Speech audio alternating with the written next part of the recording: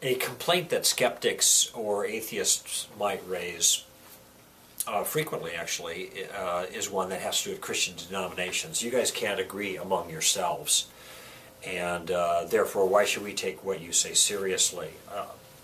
I think this is an intellectual dodge, personally. I don't think it's a weighty concern, but it's an easy thing to toss out and get Christians frustrated because there are lots of denominations.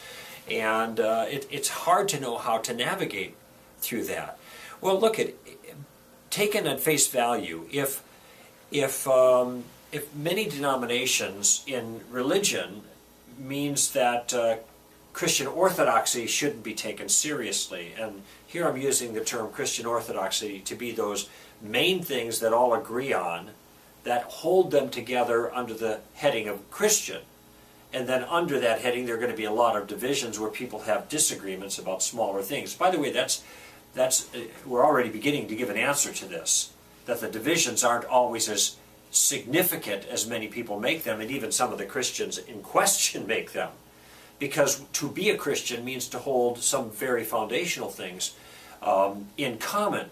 And so it's that common ground that makes us Christians, and then the smaller distinctions makes us interesting, I guess you might say, and makes the whole enterprise interesting. But it doesn't disqualify Christian orthodoxy.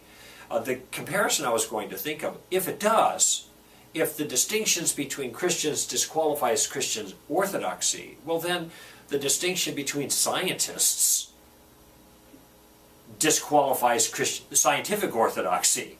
And the distinctions between atheists disqualifies atheistic orthodoxy. Well, you could see in those cases it's laughable almost.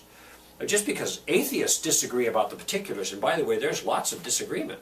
Some are strict materialists, some are not. Some are moral realists, and some are moral relativists.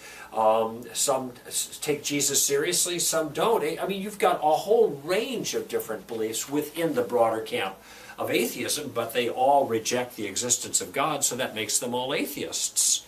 They have main things that hold them together, and then smaller things they disagree on that keeps it interesting. The same thing is true in science, except for with spades, because there are massive differences of points of view about science. Even though there's a broad set of principles that virtually everyone accepts as orthodox, it's not even clear how it's not even universally agreed upon exactly how the whole enterprise of science is supposed to comport itself, for goodness sake. When I think Michael Shermer said to me during our debate that there are all these Christian denominations, and so therefore the implication was we shouldn't take Christianity seriously. I just simply said to him, this is a good argument against science, because there are so many variations in science too. Now, is it a good argument against science? No, it's not.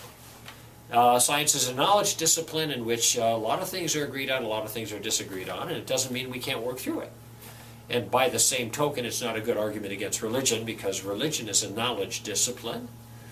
And some things, in the case of Christians, we all agree on. That's what makes us all Christians, that fall under that heading.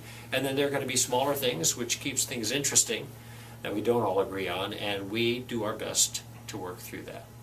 No problem here. Denominations don't disprove Christianity.